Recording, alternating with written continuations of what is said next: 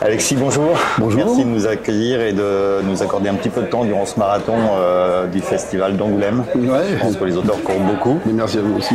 Donc on se voit aujourd'hui pour Hiver à l'Opéra. Oui. Après la sortie d'automne en baie de Somme, on retrouve Amaury Voyant Voilà, donc dans une nouvelle enquête. oui, c'est ça. Est-ce que tu peux nous en faire un peu le pitch?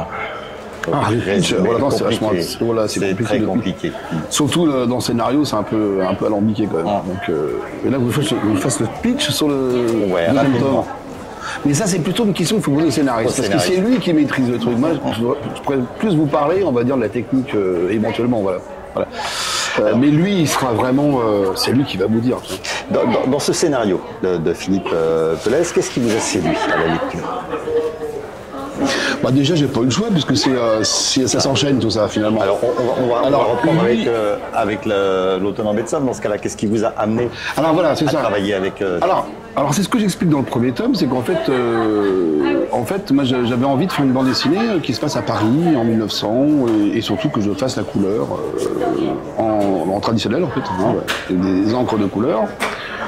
Et puis du coup, voilà, évoquer un peu le Paris un peu poétique, nostalgique, des années 1900, la belle époque. Et puis surtout, ce qui est bien à la belle époque, c'est que quand on dessine les femmes, elles ont des grandes robes, c'est qu'on ne dessine pas les jambes. Parce que si je puis dire, les jambes, c'est très casse-gueule. Donc voilà. Et puis, alors bien vu, parce que sur le deuxième tome, c'est l'opéra, donc j'aime bien la musique. Moi, je fais de la musique moi-même. Et c'est vrai que l'opéra, c'est un univers aussi très particulier. On pense forcément aux grandes œuvres, Verdi, Wagner. et puis ne serait-ce que le décor. Et puis alors là, le décor. C'est magnifique. Alors oui, alors ça c'est vrai, l'opéra Garnier c'est magnifique, mais alors disons que pour le dessiner, bonjour.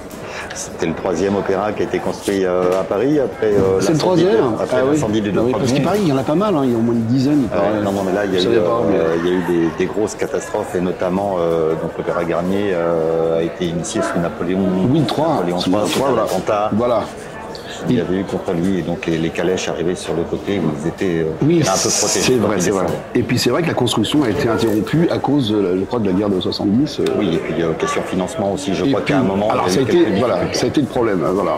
Mais finalement, ils ont réussi à faire cette magnifique cette œuvre architecturale.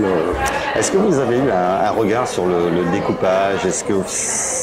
Pas trop, non, parce que c'est vraiment très balisé. C'est magnifique pleine page, parce qu'on a des doubles pages. Alors c'est vrai, je me suis un peu lâché sur les pleines pages. Pour moi, alors, je suis assez critique envers moi-même. Je trouve que j'en ai fait un petit peu trop. Sur le troisième, je vais faire un peu plus soft. Mais ça n'empêchera pas qu'il y aura aussi des pages un peu, un peu étranges comme ça. Surtout dans le troisième, c'est assez sympa, l'univers, qui est complètement différent d'ailleurs. Mais oui, alors effectivement, il y a des pages un peu, j'étais assez audacieux, un petit peu audacieux quand même. C'était un peu flippant quand même. Mais bon, voilà. On l'a un petit peu... Apparemment, ça plaît bien. Oui, ouais, je pense. Est-ce que, on l'a un peu évoqué tout à l'heure, ce foisonnant Paris de la belle époque, c'est pour vous l'écran idéal pour cette nouvelle enquête entre meurtre, spiritisme, les sociétés secrètes, politiques secrètes? Est-ce que c'est vraiment l'univers qui correspond à ce que vous recherchez dans le dessin? Voilà, pas forcément. Mais... Oui. Non, pas forcément. En fait, Philippe, il avait déjà écrit son scénario depuis bien longtemps. Donc, moi, je suis pas du tout intervenu dans l'histoire. Après, c'est vrai que tout ce qui est spiritisme, c'est tout à fait d'époque. C'est vrai, c'était très à la mode. Je crois que Victor Hugo en faisait aussi. Ah oui, bien sûr. Ce récit de parler à Léopoldine. Oui. C'est vrai. Le pauvre, c'est terrible. Ouais. À cette époque-là, d'ailleurs, puisqu'il était en exil à Guernesey. Ah oui, c'était pile poil la même époque. D'accord. Ah ouais.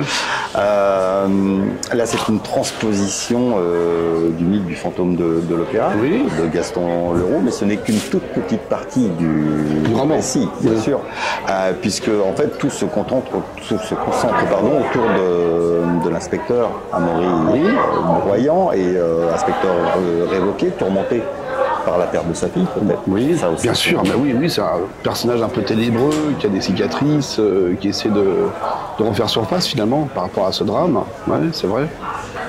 Et alors c'est quand même, c'est les personnages qu'on trouve souvent dans les polars maintenant. Le mec qui a reçu Force 9, qui picole un peu ou qui se drogue, mais qui mène son enquête malgré tout. Avec brio. Ouais, je dirais qu'il mène même une double enquête quelque part, parce qu'il y a deux.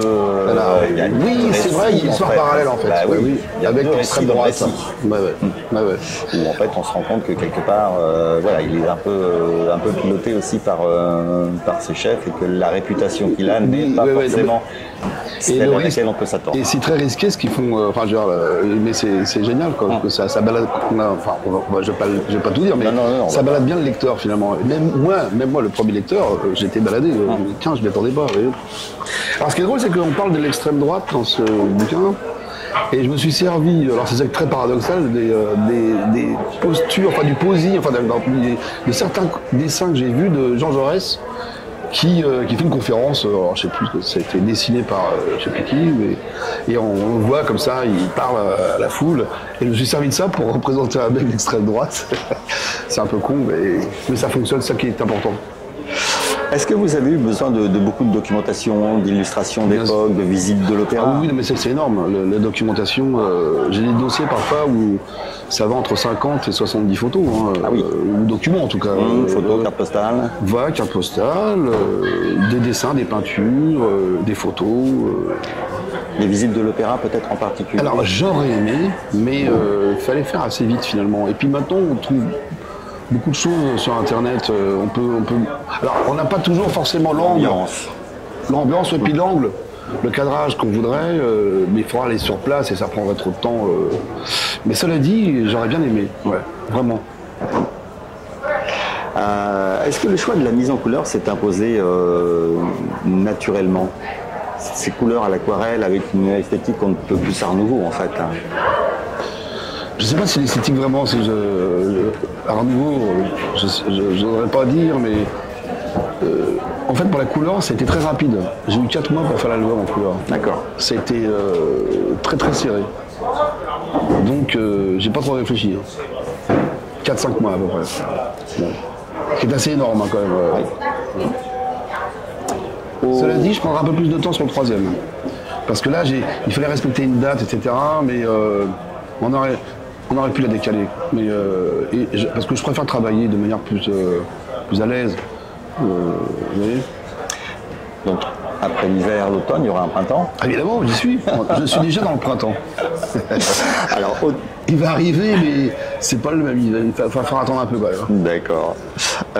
Au détour d'un couloir, on découvre un petit clin d'œil, je pense, que vous avez fait à votre scénariste, avec une loge qui est dédiée à son nom. Tout à fait, ouais, ça m'a fait marrer. C'était pour lui faire plaisir. Oui. Peut-être pour lui faire remarquer qu'il avait peut-être passé beaucoup de temps à l'opéra.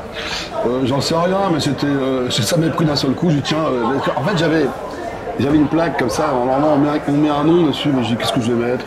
Oh, tiens, je vais mettre Philippe. Ouais. Merci beaucoup, Alexis. Avec plaisir. De nous avoir accordé ce temps pour un hiver à l'opéra. Non, pour hiver à l'opéra. D'ailleurs, pourquoi est-ce qu'il n'y a pas d'article devant? C'est automne, hiver, c'est pas un automne, c'est pas un hiver. Ah bah alors ça c'est la langue française. Ouais. Ça faut voir ça avec Philippe. Hein. D'accord. Lui c'est les mots. On va lui poser la question. Ouais, posez-lui la question. Ça marche. L'hiver à l'opéra, la différence, hiver. Je trouve que c'est mieux sans l'article. Ouais. Parce que ça interpelle en tout cas. Sinon c'est un peu redondant, ça fait un peu. J'ai écrit un titre. Merci beaucoup. Ça a été, c'est bon. Sympathique.